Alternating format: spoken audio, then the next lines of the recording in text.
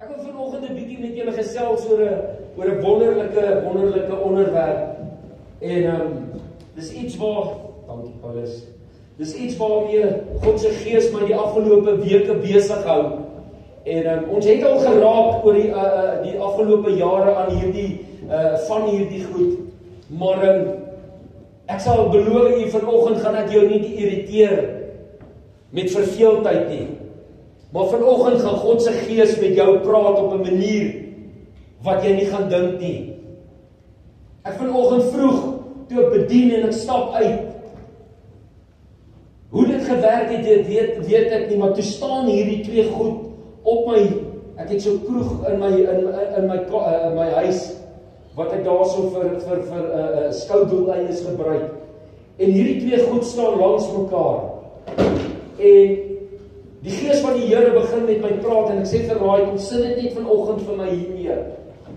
Nou alles wat jy hierso sien vanoggend is profeties, wat God uitgespreek het in ek en jou lewe. Ek wil 'n bietjie praat daaroor. Ek wil sommer begin met 'n storieetjie. Toe ek voorberei, toe kom ek op hierdie storie af.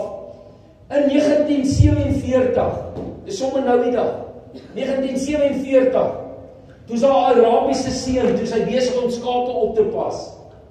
En dit het gereën en sy skape het in 'n grot ingegaan. En toe hy wil loop terug huis toe die middag, toe vat hy 'n klip en hy gooi die klip in die grot, laat die skape net kan weer uitkom, dat hulle kan weet hy loop. En toe hy die klip ingooi, sê hulle, toe hoor hy die geluid van 'n vaas, van 'n wessel, van 'n kleipot wat breek. En hy gaan in, en die grootste Bybelse ontdekking word ooit gemaak. Hulle sê daardie grot was gevul met kleipotte, met manuskripte in. En daai manuskripte is genoem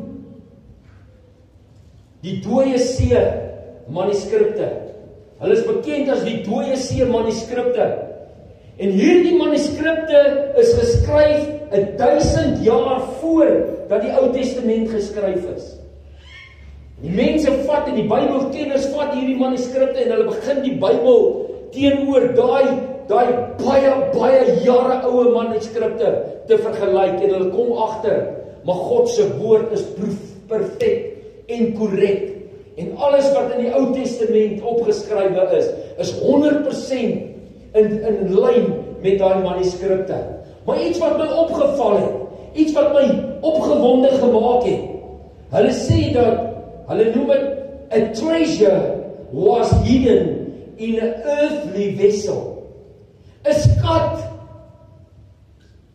seker die belangrikste skat, word in hierdie kleipot weggesteek.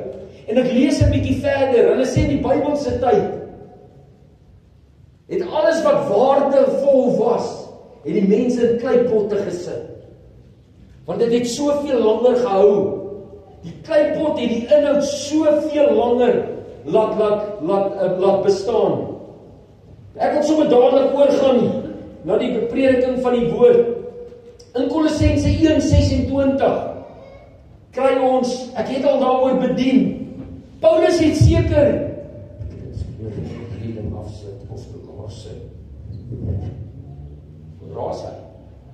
Paulus het seker een van die kragtigste bedieninge gehad.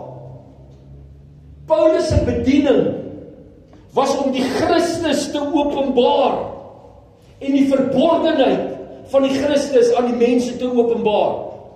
U sal onthou toe ons die woord bedien het, was Christus vir al die eeue, sê die woord, was Christus verborgen gehou. En toe kom Jesus eendag by Petrus en hy vra vir Petrus, ek ken daai verhaal, vra hy vir Petrus, wie sê die mense is ek? En hulle begin dit, party sê jy is die profeet, en een sê jy is dit, en elkeen het iets wat hulle sê, maar Jesus sê, julle wat elke dag saam met my wandel, wie sê julle is ek? En Petrus sê, u is die Christus, die Seun van God. En in daardie oomblik is Jesus verbaas, want nog niemand het die openbaring van Christus gehad nie. En hier kom Petrus en hy sê, U is die Christus. En hy sê, Petrus, vlees en bloed kon dit nie vir jou gesê nie. Maar my Vader wat in die hemel is, moes hierdie ding aan jou geopenbaar het. Verder kom Paulus en Paulus moet hierdie Christus verder openbaar. En dan lees ons verder in 2 Korintiërs 4 vers 3. Sê, maar as ons evangelie nog bedek is, as hierdie evangelie van Christus nog vanoggend verborge is dit verborge, bedek in die wat verlore gaan. Hier's 'n baie mooi sleutel. As hierdie verborgenheid van Christus dan nog vandag verborge is, as Christus nog vandag weggesteek word hy weggesteek in die wat verlore gaan. Vers 4, naamlik die ongelowiges in wie die God van hierdie wêreld, Satan, hulle sinne verblind het, sodat die verligting van die evangelie van Christus, wat die beeld van God is, nie op hulle sal skyn nie. Met ander woorde wat Paulus hierso sê, hy sê as hierdie Christus vandag dan nog bedek is of verborge is dit jou eie skuld. Want hy word bedek in jou. Hy sê sodat die heerlikheid van die evangelie van Christus nie op jou lewe en my lewe kan skyn nie. En dan vers 7. Ons het hierdie skat. Wat 'n skat? Hierdie Christus. Hierdie evangelie van die heerlikheid van Christus. Ons het hierdie skat in ertekruike, sodat die voortreffelikheid van die krag van God mag wees en nie uit onsself nie. Nie uit onsself nie. But we have this treasure in earthen vessels, that the greatness of the power would be from God and not from us. Ek wil jou vanoggend sê, hierdie is 'n mooi kleipot wat hier sou staan vanoggend. Maar jou waarde as kleipot word nie bepaal van hoe hy lyk nie. Maar die inhoud van hierdie kleipot bepaal die waarde. Vanoggend, baie keer kyk ons na mense. En ek en jy vorm 'n opinie oor mense. Maar dit is vir God niks belangrik nie. God kyk na die binneste van jou hart. God stel belang vanoggend wat binne in hierdie kleipot aangaan. Ek wil vir jou vanoggend sê, jy en ek is die ertekruik waarin Christus woning maak. En ons gaan nou 'n bietjie praat daaroor. Ek wil vanoggend praat oor ek en jy is klei in die hande van die pottebakker. Hoe vorm hy vanoggend? Hoe maak hy? Ek en jy, die klei in die hand van die pottebakker. Maar ek wil na 'n paar baie mooi dinge eers kyk vanoggend, voor ons daar gaan uitkom. En die eerste ding wat ek wil oor gesels is die profetiese woord oor die koms van die Messia. Ons het vanoggend so baie daaroor gesing. Hierdie hele skrif is profeties geskryf oor die koms van die Messia.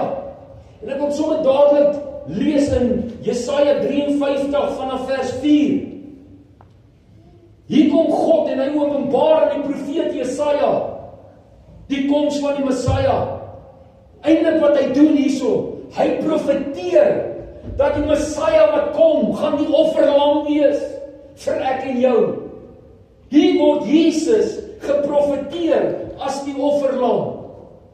Nogtans het hy ons krankhede op hom geneem en ons smarte het hy gedra. Ja, ons het hom gehou vir die een wat geplaag is, deur God geslaan en verdruk was. Maar hy is terwille van ons oortredinge deurboor, terwille van ons ongeregtighede is hy verbrysel. Die straf wat vir ons die vrede moes aanbring, was op hom, en deur sy wonde het daar vir ons genesing gekom. Ons almal het gedwaal soos skape. Ons het elkeen sy eie pad geloop. Maar die Here het die ongeregtigheid van ons almal op hom laat neerkom. Hy is mishandel hoewel hy onderworpe was. En hy het sy mond nie oopgemaak nie, soos 'n lam wat na 'n slagplek gelei word, en soos 'n skaap wat stom is voor sy skeerdes. Ja, hy het sy mond nie oopgemaak nie. En hier kom God en hy openbaar Jesus, die Messiah, as die offerlam vanoggend. Ek wil vanoggend hê ons moet kyk na baie interessante wette wat opgestel is deur God met die Pasga, die Paasfees. Met Paasfees, waar ons weet gaan te doen met die offerlam, was daar 'n paar mooi wette en 'n paar belangrike wette wat ek wil gou hê ons moet na kyk.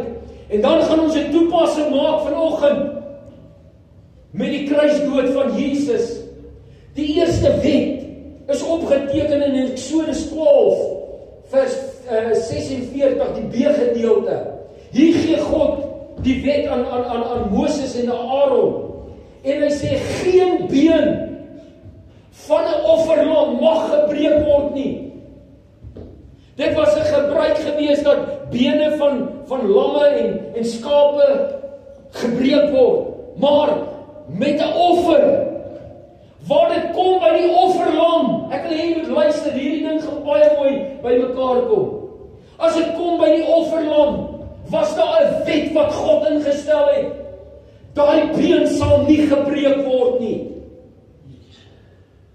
Die tweede wet, daar was 'n gebruik dat as 'n ou aan 'n paal opgehang word, as hy ter dood veroordeel word en hy word gekruisig, dan word hierdie liggaam vir dae aan hierdie kruis gelos. Dit was 'n gebruik gewees. En wat gebeur het, hierdie liggaam het daar gehang en hy begin ontbind. Die voëls van die hemel het gekom en die vlees begin eet van hierdie liggaam en die oë begin uitput. Hulle het dit gedoen sodat daardie gekruisigde, as die mense daar verbystap en hulle is gehang voor die poorte van die stad. Dan kom die mense en hulle sien hierdie goed en dit stink en hulle druk hulle oë toe en is 'n gemors. Dan stap hulle daar verby as 'n voorbeeld van wat met jou gaan gebeur as jy ter dood veroordeel sal word.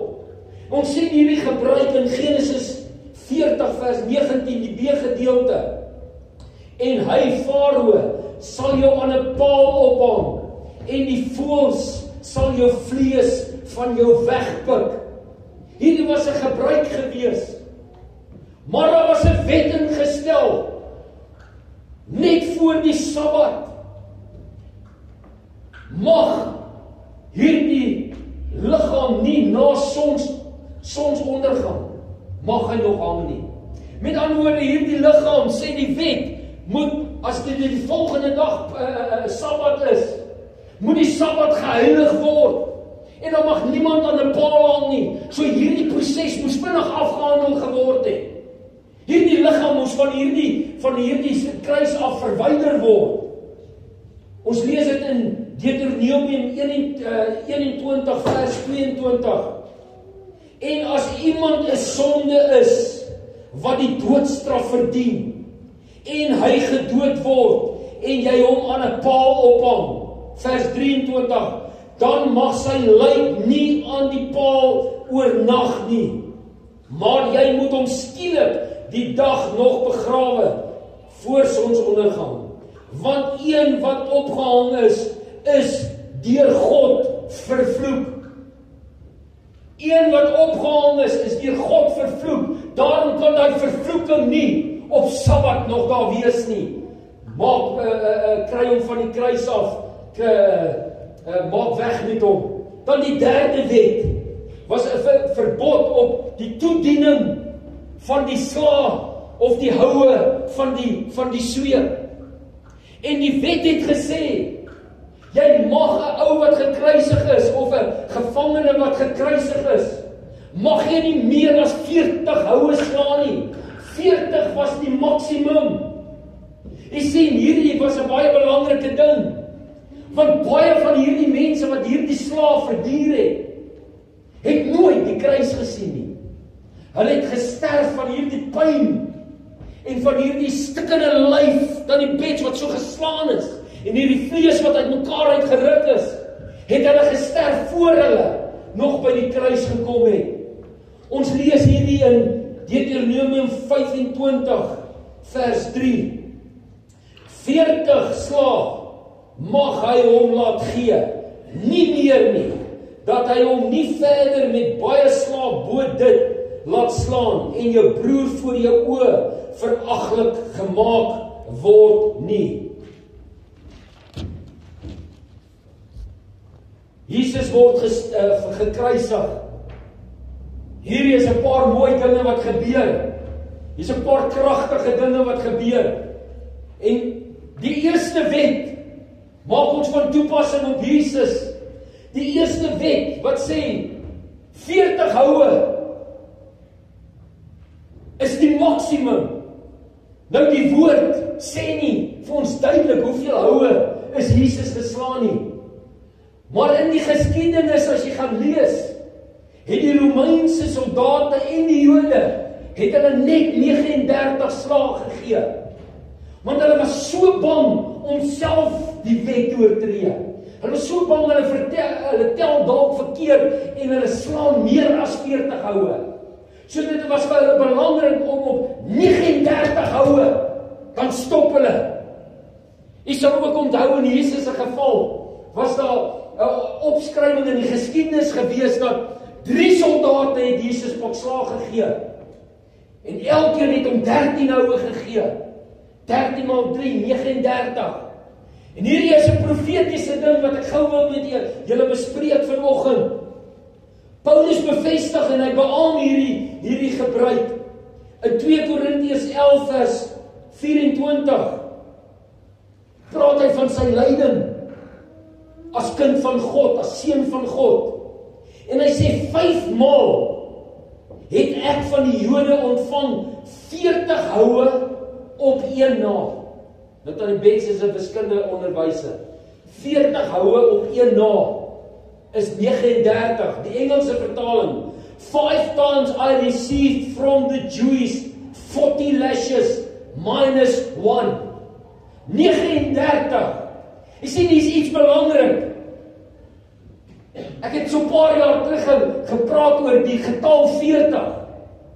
Jy sien, die getal 40 in die Bybel beteken, dis die einde van 'n era. Dit is die einde van 'n seisoen. Jy sal onthou, 'n vrou is 40 weke swanger. En dan gee sy die geboorte aan 'n baba. Met ander woorde, die nommer 40 is die einde van 'n era of 'n seisoen. Jesus gaan vir 40 dae gaan vashou op die berg. Na die 40 dae toe beweeg hy in sy bediening kragtig en hy begin wonderwerke doen. 40. Sal onthou toe ons op skool was, die hele wat in die weermag was, 40 days. 40 days het vir ons aangebreek en dit was die era, die einde van jou matriekloopbaan. Dit was die einde van jou weermag loopbaan. 40 days het ons gevier. Dit het die einde van die era aangekondig.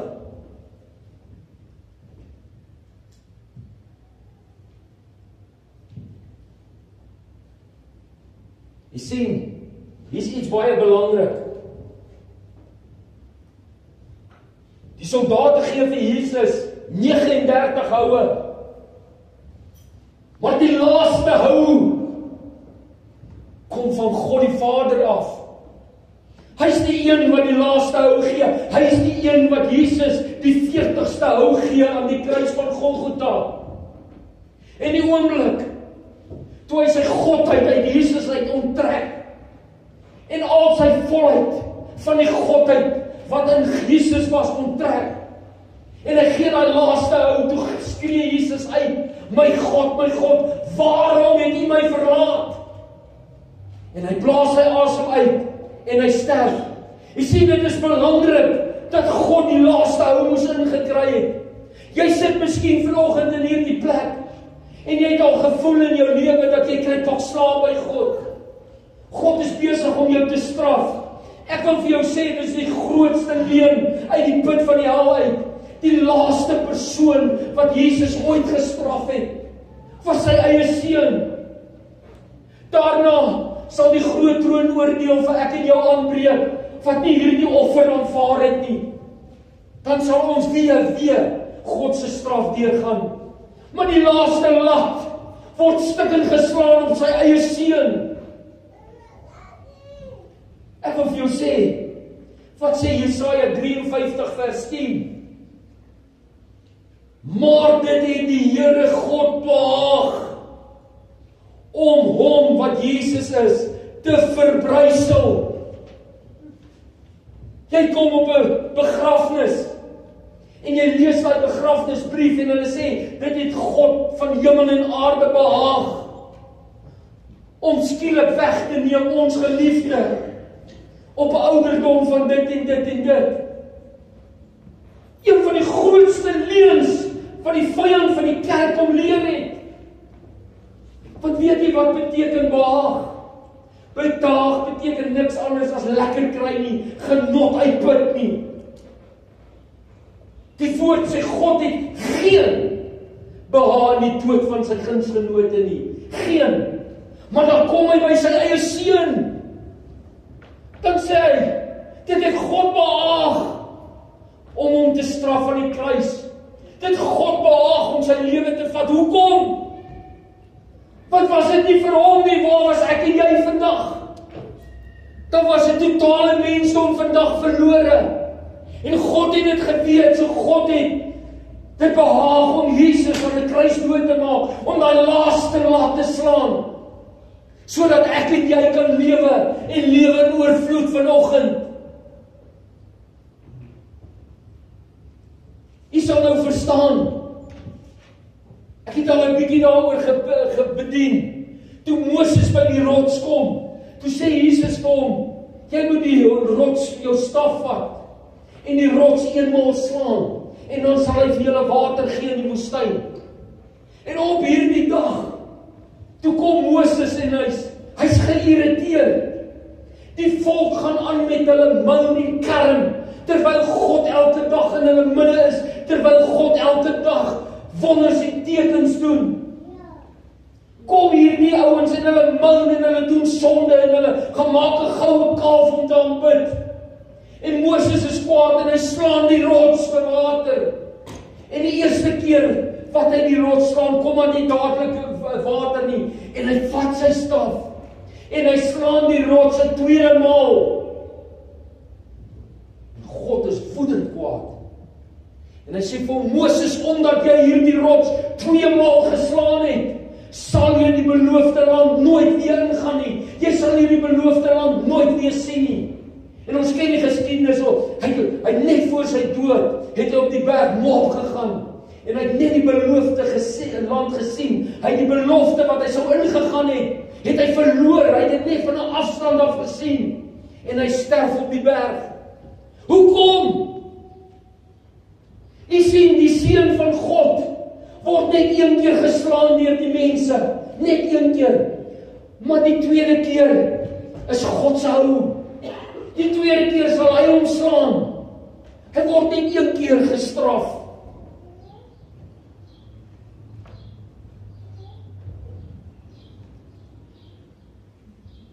Jesus blaas sy asem uit en hy sterf nadat sy Vader hom die laaste hou gegee het. Jy sal onthou in Johannes 10 kom Jesus en hy praat, hy sê ek is die goeie herder. Die goeie herder lê sy lewe af vir sy skape. Hy sê niemand vat my lewe nie. Niemand nie. Dink 'n bietjie as daai soldate daai 40ste hou geslaan het en hy het gesterf. Het hulle sy lewe gevat? Jesus sê niemand vat my lewe nie. My lewe behoort aan God. Ek gee dit vrywillig. En met die 40ste hou kom God en hy kom vat sy seun se lewe vir ek en jou. Die tweede wet, geen been word gebreek van die offerlam nie. Geen been nie. Johannes 19 vers 33. Maar toe hulle by Jesus kom en sien dat hy al klaar dood was, het hulle sy bene nie gebreek nie. Hulle weet nie, daar's 'n profesie baie jare voor dit deur God ingestel nie. Daar's 'n wet deur God ingestel nie. En hulle breek nie sy bene nie. Ons gaan nou daaroor praat. Die derde wet, voor sonsondergang moet daai liggaam van die paal af verwyder word. Johannes 19:31. En dat die liggame, dit is Jesus en die twee langs hom, nie op die Sabbat aan die kruis sou bly nie, aangesien dit die voorbereiding was vir die Sabbat, vir die Paasfees. Want die dag van daardie Sabbat was groot.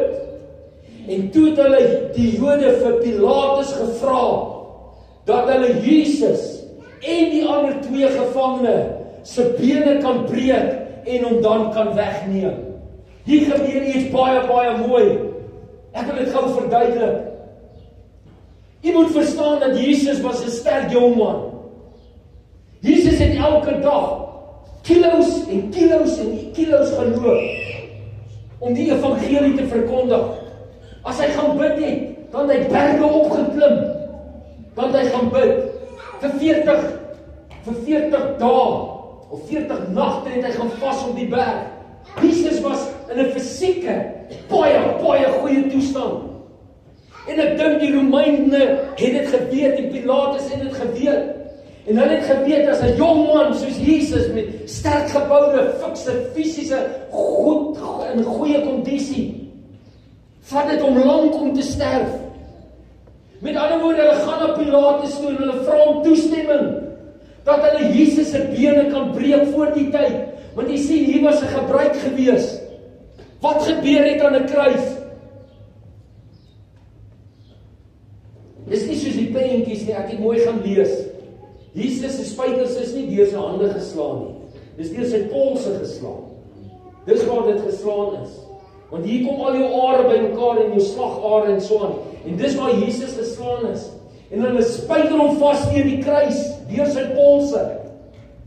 En met al die bloed wat jy verloor, begin jou liggaam in een sak.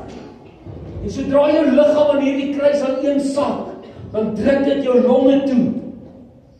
En dan het hierdie ouens wat gekruisig word, het hulle die gebruik gehad om op hulle voete net op te lig. Om net weer asem te kry, om langer te lewe, net nog 'n bietjie langer asem te haal en te lewe. So dit was 'n gebruik van die soldate dan om hulle bene te kom breek, sodat hulle net hang, sodat hulle kan sterf en klaar kry.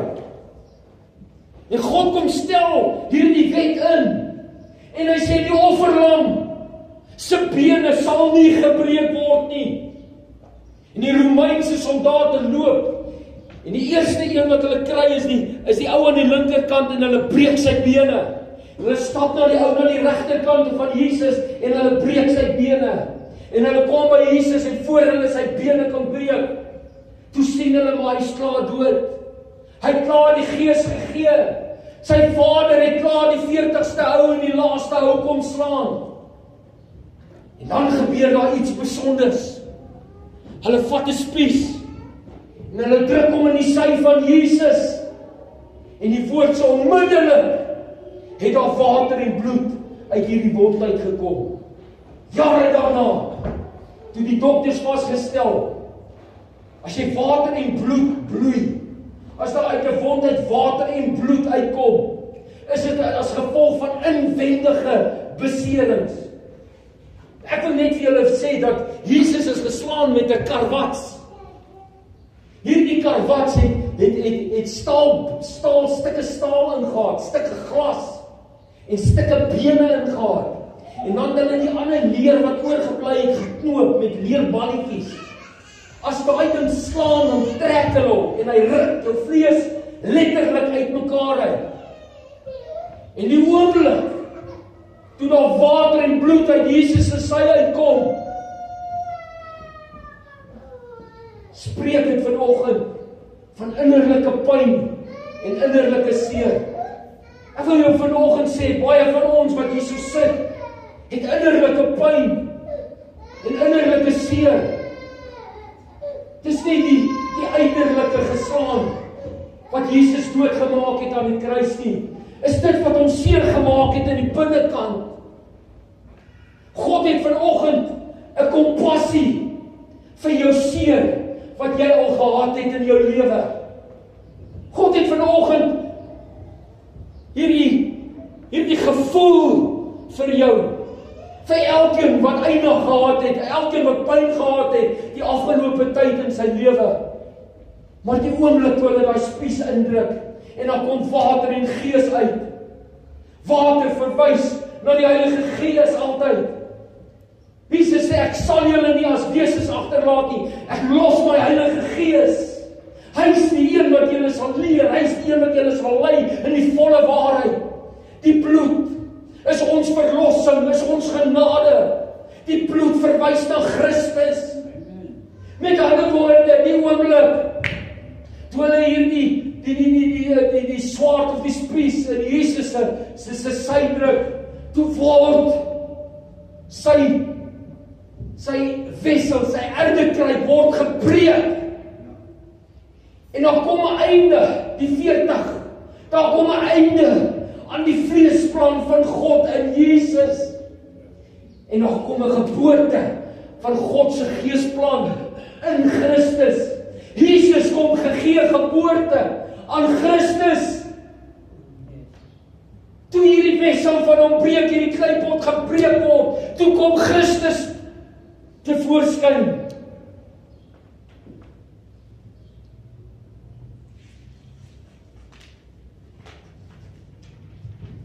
Ek wil jou vanoggend sê, ek wil nie die woord vooruitloop nie. Kom ons gaan na Rigter 7 toe. Rigter 7 is 'n baie mooi gedeelte, ek weet ek daaroor bedien, maar kom ons bring dit net uit, om alles net saam te trek. Rigter 7, ken julle die verhaal van Gideon? Hy moet die Midianiete gaan verslaan. En die woord sê, hulle kamele was soos die sand van die see.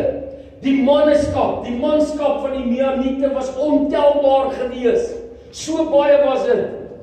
En net 32,000 man kom en hulle rapporteer vir diens by Gideon. En God sê vir Gideon, dis te veel. Laat die ouens gaan. Hy sê, vra vir hulle wie's bang. Wie het vrees in hulle hart? En Gideon vra vir hulle. En 22,000 man.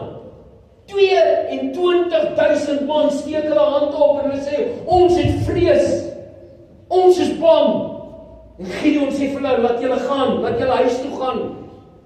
Toe bly daar 9,700 man oor. Ons het vanoggend daai koortjie gesing. I'm not no longer a slave of fear.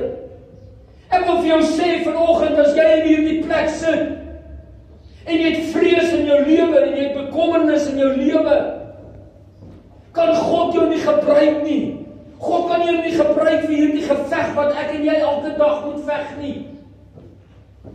Dit het tyd geword in jou en my lewe dat ons vrees begin uit ons lewe uitkry. Bekommernis.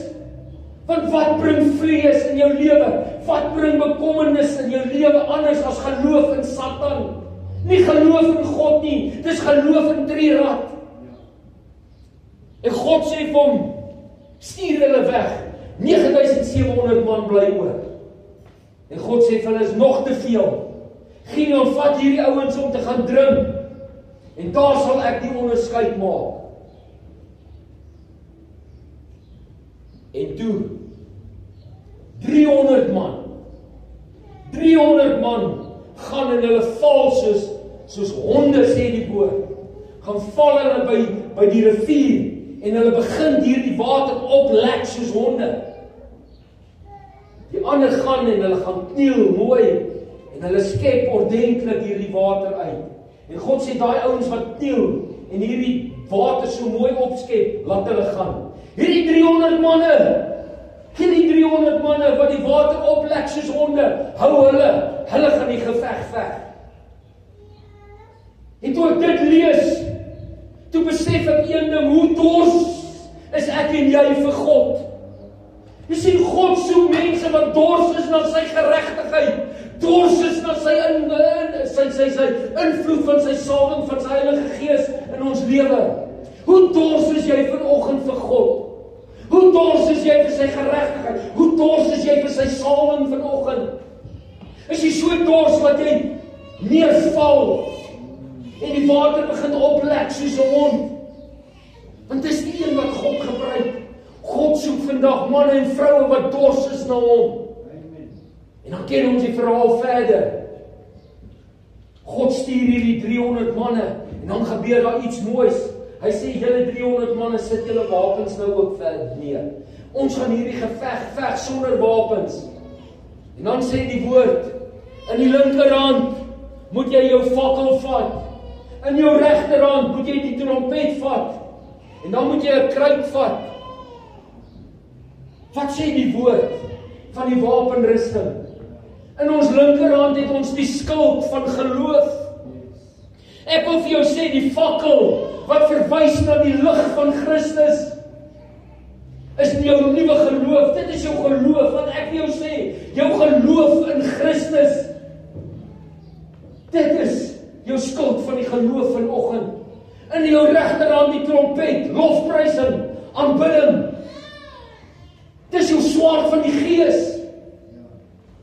Ek sê vir jou, die meeste vyande in ons lewe tannie, gaan ons oorwin deur lofprysing en aanbidding in ons lewe.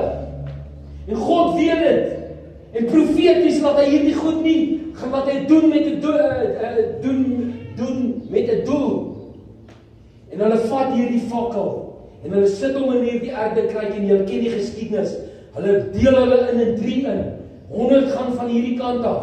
100 kom van daai kant af. 100 in die middel.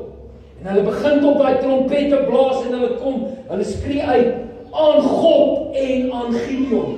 Aan God en aan Gideon. En toe hulle in die laag kom van die Midianiete, honderde, duisende manne, toe breek hulle hierdie erdekruike. En toe hulle hierdie erdekruik breek, toe kom daar groot lig. En die trompette word geblaas en God word die eer gegee. En die vyand raak verwar en hulle begin mekaar uitmoord. En hulle slaan op die vlug. En met 300 man, sonder 'n wapen op te tel, oorwin Gideon in die naam van God daardie oorwinning. God sê vir Gideon, as jy al daai mense stuur en jy wen, kom die eer jou toe. Maar vandag kom die eer my toe. Ek wil vir jou sê, lank genoeg Eddie, het ek en jy probeer om die vyand te veg. Lang genoeg het ek en jy die verkeerde wapens gebruik om die vyand te veg. God soek Christus se lig in jou lewe. Hy soek lofprysing en aanbidding.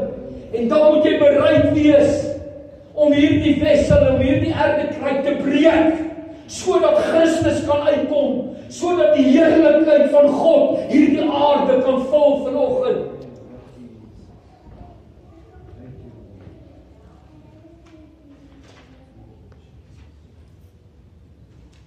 Ek wil klaarmaak. Ek het gesê vanoggend wil ek praat oor die klei op die wiel van die pottebakker. Hier is 'n baie mooi ding wat gebeur in Jeremia 18. Jeremia is geken as the weeping prophet. Hulle het hom gesien as die profeet wat altyd gehuil het. Maar Jeremia het gehuil oor die toestand van die volk. Jeremia het elke dag by die volk gepleit om hulle lewe in orde te kry met God. En God wil vir Jeremia 'n boodskap gee en hy sê vir hom, gaan na daai adres toe. Ek wil bietjie met jou praat, Jeremia. En Jeremia gaan en toe hy ingaan, toe sit die pottebakker daarso. En hy het 'n stuk klei op sy ronde wiel en hy begin hierdie kleipot vorm. En hy begin hierdie kleipot maak. Ek gaan dit nie lees nie vanweë die tyd. En op 'n stadium sê Jeremia, wow, Hierdie is 'n perfekte kleipot. Hierdie ou het soveel skill, hy het soveel en toe vat die pottebakker en hy smash daai en hy breek hom. En hy sê ek is nie tevrede met hom nie. Dis nie hoe ek hom wil hê nie en hy begin weer oor van voor af en hy vorm hom totdat hy klaar is. En toe die produk klaar is, toe staan Jeremia met sulke groot oë en verwondering. En God praat met hom en hy sê, is jy nie vanoggend soos klei in die hand van die pottebakker nie? Is dit nie my werk vanoggend, Baba, om jou te vorm en jou te maak soos wat ek wil nie? En soms as jy dink jy's alright, wil God jou breek. Ek praat geestelik. En hy wil jou oorbou en hy wil jou oorvorm totdat hy gelukkig is met die eindresultaat en die eindproduk. Maar wat gebeur met ons sodra ons 'n bietjie gedruk word? Sodra God ons 'n bietjie squeeze, dan wil ek en jy klaar. Ons wil gaan vas en bid. Ons wil weghardloop. Maar ek wil vir jou vanoggend profeties sê, jy is in die hand van die pottebakker, jy is die klei vanoggend.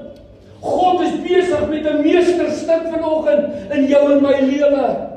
Sal ons hom nie vanoggend toelaat dat hy hierdie werk kan voltooi nie. Ek is amper klaar. Die 6 belangrike fases. Ek het bietjie gaan opsoek met hoe maak 'n ou hierdie goed. En ek het op baie mooi goed afgekom. Die eerste fase is searching. Gaan dit net vinnig lees en dan gaan ons bietjie praat daaroor. Die tweede fase is centering. Die derde een is opening, transforming, restoring, uplifting. En dan die laaste fase is fire. Dan moet hy oontoe gaan. Dit is die fases om te verseker jy het 'n kwaliteit kleipot aan die einde van die dag. En die eerste een is searching. Hierdie pottebakker loop soms kilometers ver om vir die regte klei te soek. Sê Jesus nie op 'n plek. Hy sê, as jy 100 skape het en een is verlore, sal jy nie die 99 net daar los nie en gaan soek vir daardie een verlore skaap nie. Hy sê, want as ek hom kry, dan sit ek hom op my skouer en ek bring hom terug na my huis toe, sodat daar vreugde in die huis kan wees. God is vanoggend op soek na manne en vroue, die woord sê sy oë deurtrek hierdie aarde, op soek na manne en vroue wie se harte opreg op God gerig is en onverdeeld op hom gerig is. Die volgende een is centering. Dis die mees belangrikste fase van die pottebakker, om daai klei presies in die middel van daai ronde bord te kry. Ek weet nie wat noem jy hom nie. Draaiwiel. Wat? Draaiwiel. Om hom op die draaiwiel te kry. As hy bietjie, verskoon die Engels, off-center is, dan raak die ding lomp en skeef en so aan. So hy moet presies hierdie klei in die middel kry. Is dit nie God se doel en plan in ek en jou lewe om ons te kry in die senterwil van God nie? Dis God se plan met jou. God wil jou in die senterwil van die Vader kry. As hy ons daar kan kry, dan is die res geskiedenis. Die volgende oomblik, die volgende een is opening. Hierdie fase is om hierdie lompsom klei te vat en dit oop te maak. Om hierdie excess, hierdie oortollige klei weg te vat. Sodat daar 'n opening kan kom, sodat hierdie ding waardevol kan word. Vandag, miskien in ek en jou lewe, is daar oortollige goedjies in ons lewe, wat hierdie opening blok.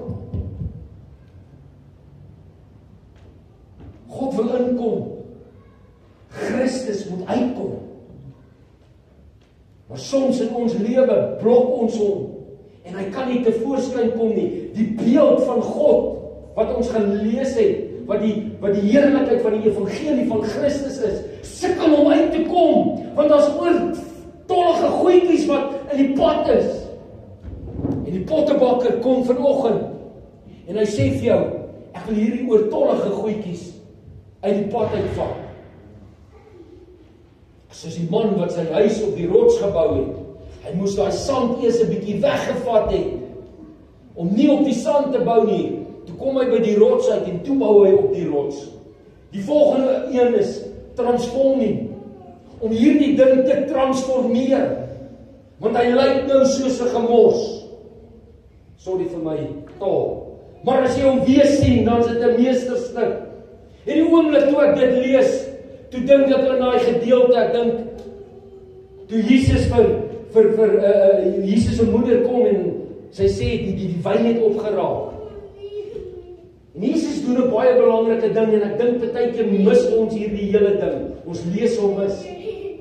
En Jesus sê vir hulle, gaan vul hierdie erdekruike met water. Het jy al ooit daaraan gedink? Jesus kon net sy hande hy hoef eers nie sy hande op te lê nie, hy kon net gesê skink.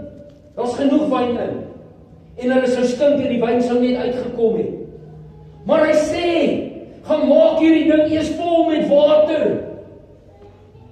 En al die kruike wat daar is, maak hulle vol met water. En toe hulle vol is met water, toe kom Jesus en hy verander dit in wyn.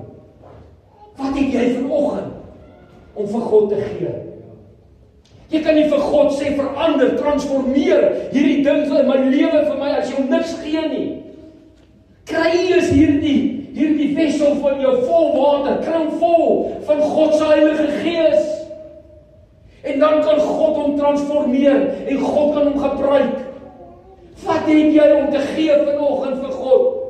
Om te transformeer.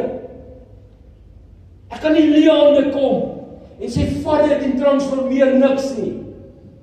Jesus sê vir hulle, gemaak dit vol, eers met water. Die volgende een is restoring. Jeremia sien hierdie ding, toe hy dink, hierdie kleipot is uniek en reg, toe breek hy hom weer, en hy maak hom oor. Ek sal vir jou sê, God sal in jou en my lewe nie opgee nie, baba. God sal nie op jou opgee nie, Eddie. Come and never in your life. God sal nooit opgee nie. Hy sal dit oor en oor en oor en oor doen, totdat hy happy is met die eindresultaat. Ek wil vir jou sê dat God is besig vanoggend in hierdie plek om te vorm, oor te maak, te vernuwe. Die volgende een is die uplifting. As hierdie klei nie opgelig word nie, in die hand van die pottebakker nie, sal dit so ou pompoenvorm ding hê. Ons is nie pompoenvorm mense nie. God het ons beskik baie hoër en baie meer as dit. En hierdie fase is uplifting, om hierdie klei te vat en op te lig, en op te lig, en op te lig. God sal jou altyd oplig. As jy voel, jy is down in the valley, He restored my soul. Hy tel jou op. Wat sê dat een quote? He lifted me out from the mighty clay. He placed my feet on the rock to study. Hy is altyd besig om op te lig. God sal nooit afdruk nie. Ek gee nie om wat jy doen nie. God gee nie om wat jy doen nie.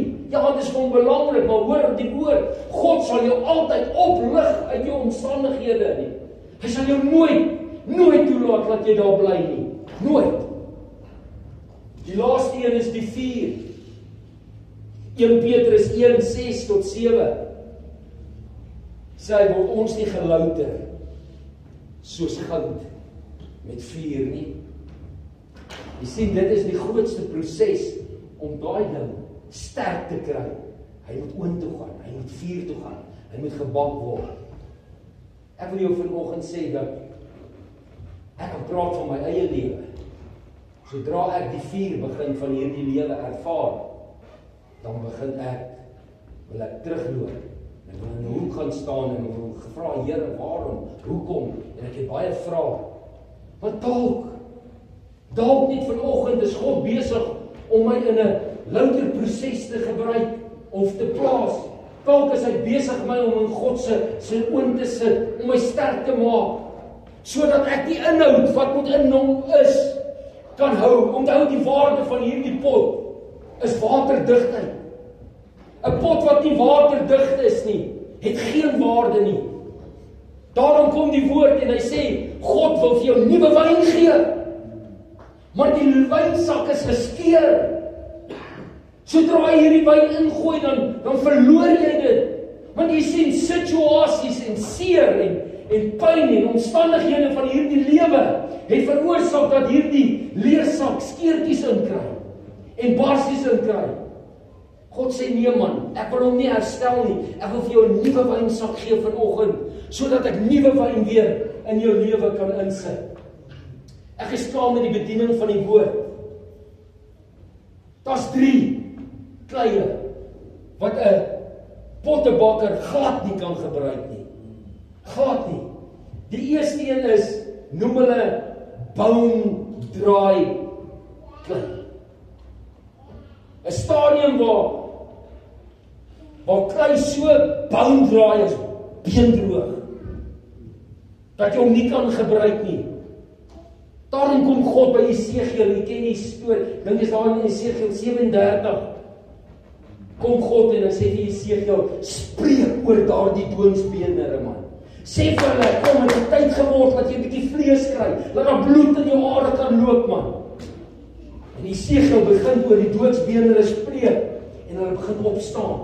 Jy sal onthou toe Jesus sy disippels uitgesoek het, toe kom hy by die een disipel, en hy sê vir hom, kom volg my, en hy sê, laat my net toe, om my vader te gaan begrawe. 'n Baie billike, regverdige vraag. Maar Jesus sê vir hom, laat die dooies, hulle eie dooies begrawe. Kom jy en volg jy my. Jy sien, God haat iets. Hy haat 'n dooiigheid. Hy haat 'n dooie gees. Hy haat 'n dooie besigheid in ek en jou lewe. God is nie die maker en die skepper van 'n dooie besigheid nie. Daarom het hy gekom en hy het gesê, die vyand kom om te steel en te slag en te verwoes. Maar ek het gekom dat jy lewe kan hê, en daai lewe moet jy ervaar in oorvloed. God soek 'n lewendige gees vanoggend in ek en jou. Die volgende een is stone hard klei. Hulle noem dit stone hard. Hierdie klei is so hard, jy kan hom nie vorm nie. Jy kan niks met hom doen nie. Baie keer is ons so hard. God se gees moet hoeveel keer met jou en my praat oor sekere dinge in ons lewe. Maar God sê vanoggend, ek is hier om daai harde klip, hart van jou uit te haal en vir jou hart van vlees te gee vanoggend, sodat ek jou kan vorm, soos wat ek jou kan maak. Ek wil jou sê, kom ons los ons ou harde kwasheid. Kom ons los ons hardigheid. Kom ons laat toe dat God se gees ons lewe volmaak, dat hy kan inkom. Die laaste een is too much air. Jy sien wat gebeur wanneer klei te veel suurstof in het, te veel air in hom het, en hy word in die kleipot in die oond gesit, dan bars hy onmiddellik. Toe dit lees, toe dink ek aan ons eie ek. Veel air het ons baie keer om ons. Daai ou sal dit nie met my doen. Hy sal nie dit vir my sê nie. Weet hy wie is ek? Baie keer het ons soveel air om ons, dat die oomblik wanneer ons vuur toe gaan, dan bars die hele ding uit mekaar uit. En is een groot vol. Ek wil vir jou sê, daarom kom God se woord en hy sê, as jy jou kan verneder voor mense, as jy die minste kan wees, ek sê nie wees 'n vloerlap nie, as ek die minste kan wees, as ek myself kan verneder voor jou Pieter, sal God my verhoog. As jy vanoggend 'n probleem het met dit, As vanoggend dalk 'n probleem het met soms het ek 'n bietjie eer in my lewe en om my. Ek dink ek's net die boetjie. Ek kan sê wat ek wil sê. Ek kan doen wat ek wil. Hy gaan dit nie vir my sê nie. Hy gaan dit nie doen vir my nie. Dink aan hierdie woord vanoggend. Sodra jy in die proses moet kom, wat jy met 4 oë toe gaan, sodat God jou kan voorberei om sy inhoud van sy gees te huisves, dan val die ding uit mekaar uit. Ek wil afsluit vanoggend, ek is klaar.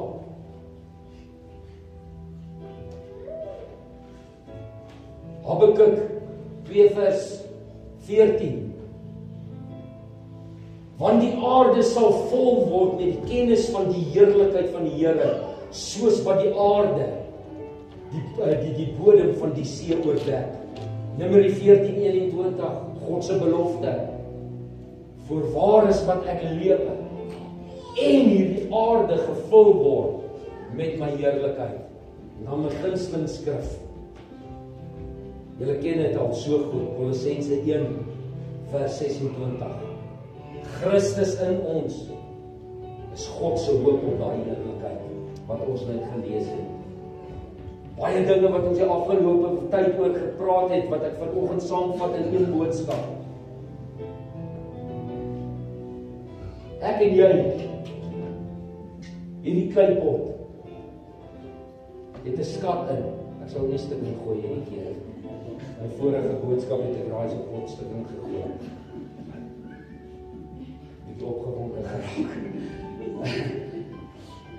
Ek en jy is die kleipot, gevorm in die hand van die pottebakker, met een doel, sodat sy inhoud, Christus, gehuisves kan word in hierdie ding. Maar God wil hê, op die regte tyd, moet jy hierdie kleipot stukkend breek, sodat die gees van God, sodat die Christus kan uitkom, en mense om jou affekteer. Moenie bekommerd wees nie, want sodra jy hierdie kleipot breek, is die pottebakker onmiddellik besig om 'n nuwe een te maak, en 'n beter een te maak. En jy sal agterkom, die inhoud word al hoe beter, al hoe groter, al hoe sterker. Vanoggend wil ek jou vra, jy kan saam met my staan, ons is klaar met die bediening van die woord. Ek gaan niemand uitroep vanoggend nie.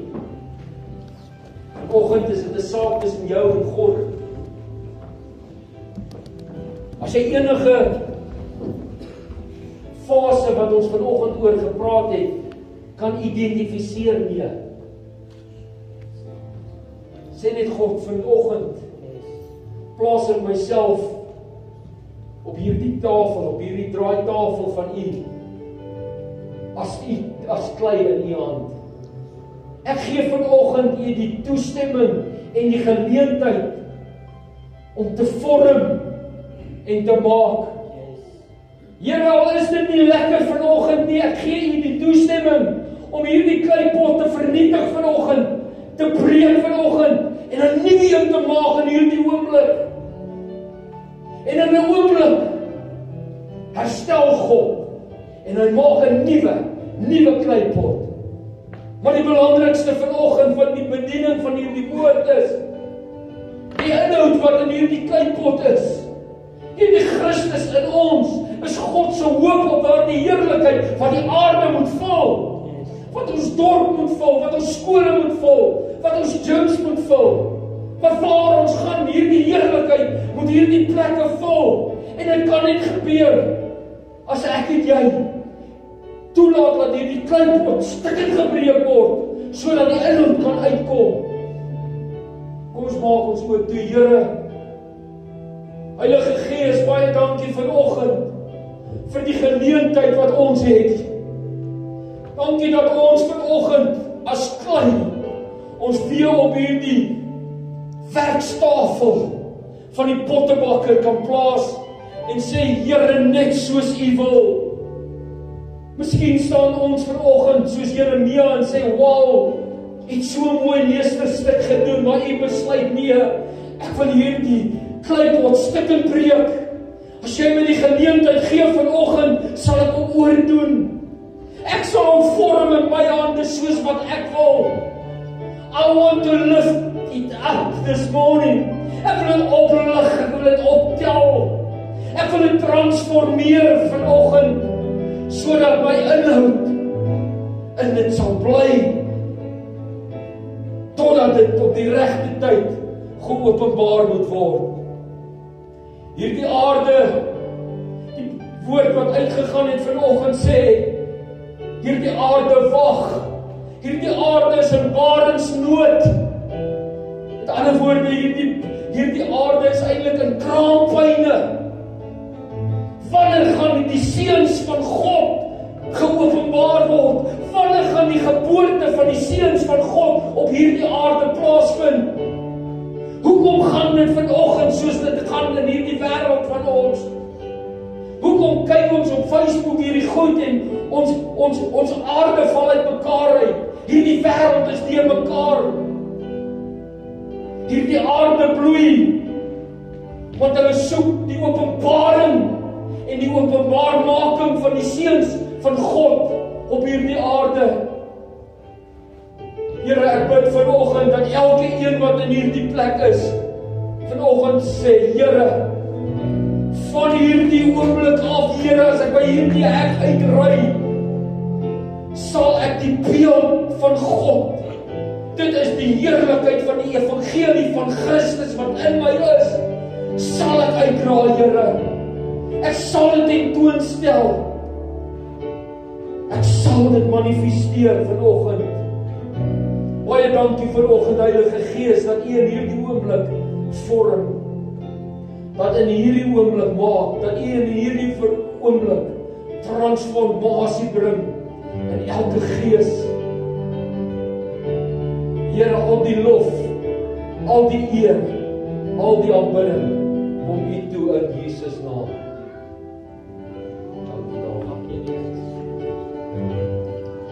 Jesus Messiah, name above all.